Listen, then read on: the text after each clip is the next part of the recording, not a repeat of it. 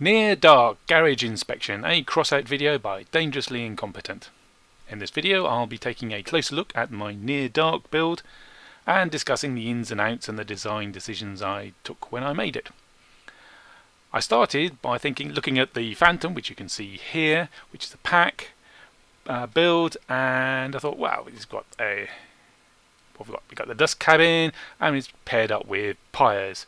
And the Dusk cabin has a special perk that having missiles become more accurate to deal 30% more damage. That's a big increase in damage there, and they fly even faster.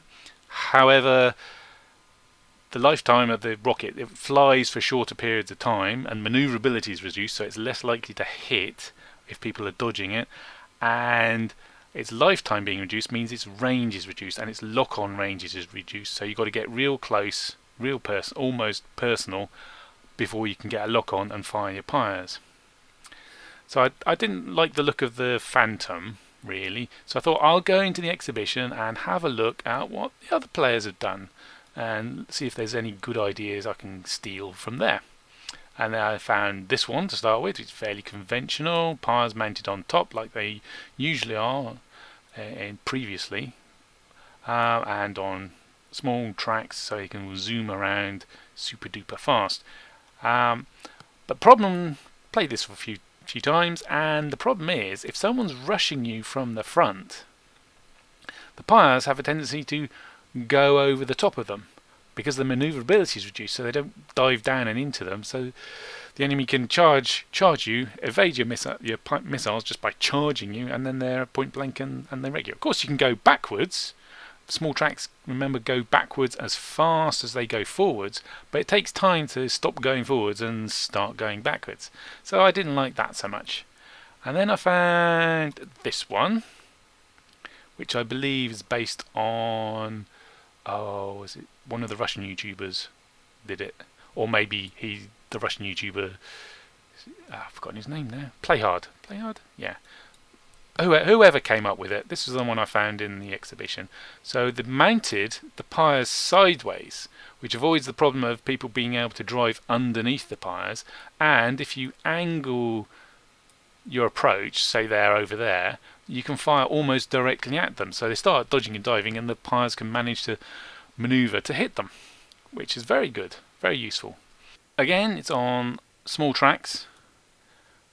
It's got 4 on one side and 2 on the other, so it's got room to fit the Pyres further down. And I played that for a while, and that was okay.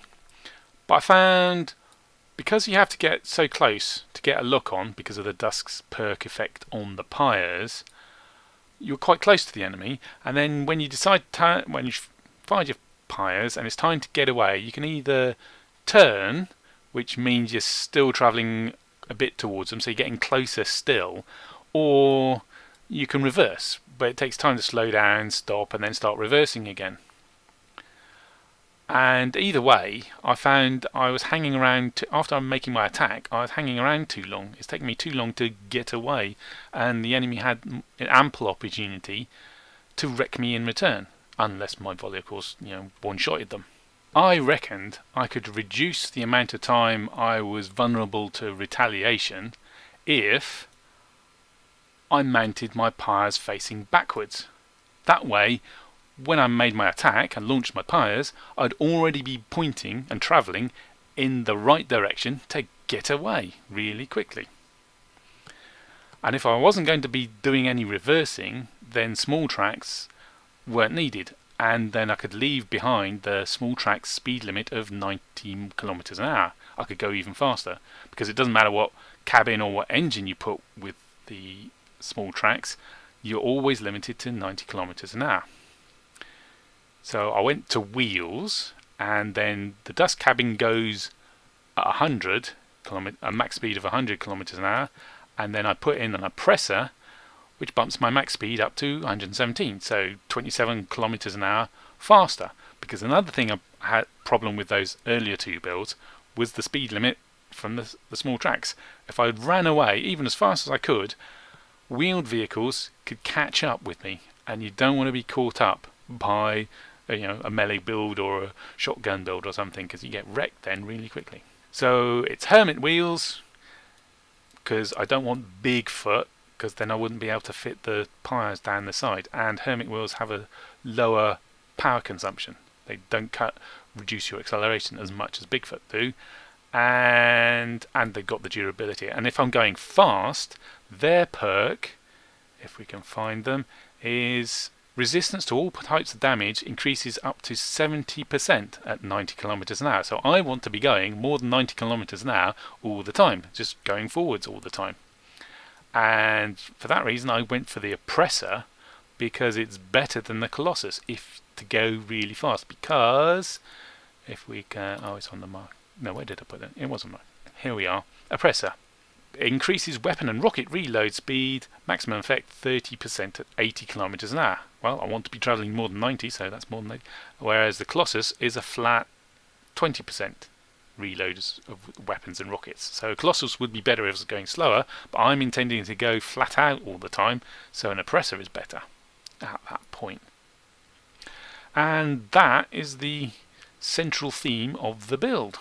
The other benefit of using the Oppressor over the Colossus is the Oppressor gives you a tonnage bonus, plus 3,000 kilograms, and the Colossus gives you nothing. And that 3,000 extra tonnage is really useful when you're trying to build a fast build, because the only other way of increasing your tonnage is add more movement parts, and each movement part you add reduces the engine power, which reduces your acceleration. So the Oppressor is a nice engine for this build. The Pyres I split into two groups, and I've got one on my left mouse button and then all the rest on my right mouse button. That's so I can fire one Pyre off at the enemy and see if he's got any defenses, because then he'll trigger his defenses because he's hearing the beep, beep, beep, beep, beep, beep, beep, beep. So he'll trigger his defenses, I'll lose a Pyre, and then I can fire my main volley, because otherwise you fire all your Pyres and up pops his Argus and destroys them all. Oh, great.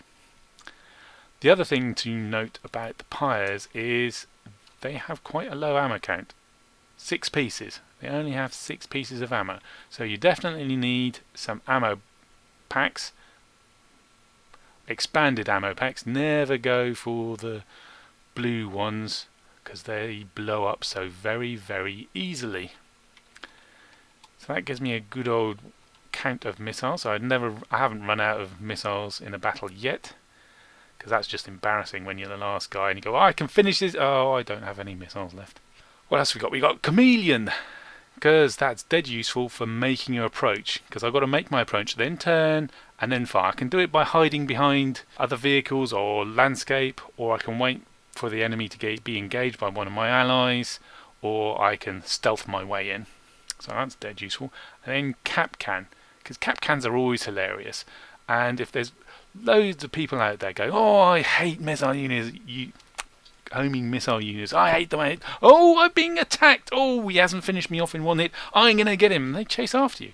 So I start making my approach, I drop my Capcan, I get close enough, get the lock on, I fire, then I cheese it, and I cheese it past my Capcan, so if they chase me, they get hooked by a Capcan, and then I've got all the time in the world to launch a second, third or fourth volley, or all my allies have got an easy victim, because he's not moving very far, is he, if you're stuck with a Capcan. So Capcan's great. But all that has used up all my energy, even though the Dusk cabin has got 12 points of energy, and I've got a big old Apollo sitting under here, which really pushes up your power score. But it's got good old durability and 4 power, more energy rather.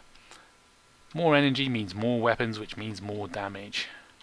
But with all the extra bits, I didn't have any energy left for a radar detector, so I had to settle for a radar, which is not so good, because there's lots of times where you think you've got a nice line of sight to the enemy, but in actual fact it's from your viewpoint, which is above the vehicle. And in fact there's this little bump in the landscape which blocks the radar, and therefore you can't get your missile lock, or your missile lock breaks. It's really painful at times. A radar detector would be better, but I haven't got the energy for it. Structure wise, on the front we got a few bumpers and passive melee parts. I haven't put a wedge on there, because the wedge bumpers like the train plough and the snowplow, they're so heavy, they'll slow you right down. slow your acceleration. So I've gone for the light stuff, just enough in case I actually ram someone. I don't intend to, but they're there in case, and they take a bit more damage when I'm making my approach and getting shot. And of course, because I turn around and show my rear, I'll put some bumpers on the back as well to try and protect these Pyres. And I put the Pyres where I can on multiple parts, and on let's take the top off, and onto shoot through parts, of course, to try and keep them on. Because fitting all these Pyres in next to all these hermits was quite painful, quite difficult, and I could really do with some more work on that.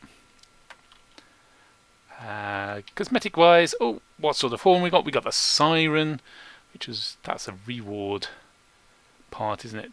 Not tradable. I forget where it's come from, but it sounds just like someone's capping your base. Hilarious. And then the paint is what they call it, pale shadow. Oh, and the other, of course, hatchets sticking up for hover catchers. Between the name of the cabin, Dusk, and the paint I was grabbed hold of because it was new, pale shadow, and the two sort of fangy things up the front, and I thought, oh, that reminds me of film. That reminds me of Near Dark, and that's how the build got its name. How to play the Near Dark build. It's a support vehicle. It's not a frontline fighter, it's a support vehicle. Don't be going toe-to-toe with short or medium range builds. They'll just shred you, and you can't shoot back because you've got a considerable reload time, and if they got to point blank, the explosions are going to do as much damage to you as they're going to do to them, so you're stuffed. And yet, you have to get close enough to them to get missile lock on. And you get that close, and it's very easy for them to close the distance, point blank you, and you're wrecked. So the trick is to stop them closing with you. The best way is to trick them, kite them into exposing themselves to your allies' fire. So you can drive back towards your allies or through an area your allies can shoot at, and your allies will hopefully shoot the person chasing you because they're I hate those homing missiles. I'm going to get him, and your allies have got a nice easy shot. You can also trick them into driving onto your cap cans and getting hooked, and thereafter they're an easy shot. You can get away, come back for another leisurely volley, and your allies can shoot them. Easy meat. The other thing you can do is close with them to make your attack when they're busy doing something else. If your allies have engaged them, help them. Concentrate your firepower. The enemy's busy, he's unlikely to shoot at you, he's unlikely to be able to break away and come after you, so you can get close enough for a missile lock, a Pyre missile lock, or even closer and drop your cap can and really help your ally, because then the maneuverability of the enemy's restricted, your ally can get into a good position, not suffer return fire and wreck them. So always help your allies if they're in a dogfight. The vehicle's got great burst damage, so minimise the time you're exposed to enemy fire. Make your approach and escape behind landscapes so they can't shoot you, or under cloaks so they don't see you, so they don't shoot you. I mean, theoretically, you only have to expose yourself for a split second to get the missile lock and fire, but practically there's never enough cover, and your chameleon's on cooldown, or you're keeping it in reserve in case someone sends homing missiles at you. But do what you can to minimise the risk of being shot. Things to watch out for with the Pyres. Chameleons can break the lock of your Pyre, the missile lock.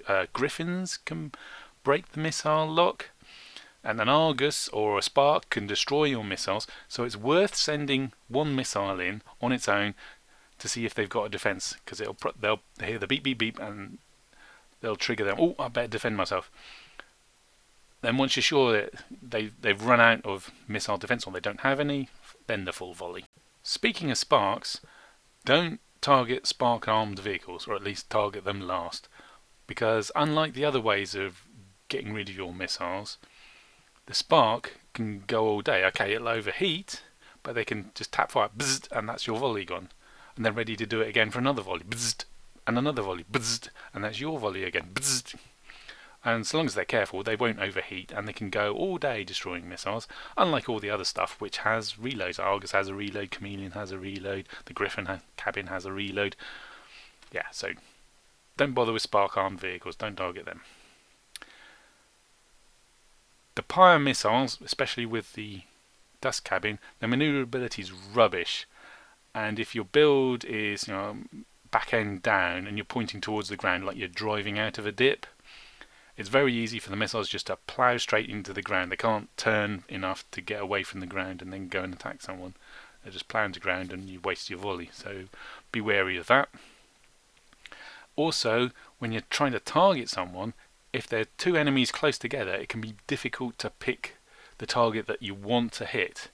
And the Pyres will hit turrets and they'll hit drones. It's useful enough if you want to get rid of the drone, but if the enemy's there and you want to give them the full volley and there's a drone buzzing around, the number of times I've loosed my volley at a drone. I mean, you only need one Pyre missile to kill a drone or a turret, and I'll send the whole volley at it and go, now it's another, how many other seconds? And 5, 10 seconds before I can fire again at the enemy I wanted to get. The cap can is great for helping your team do well. Don't neglect it.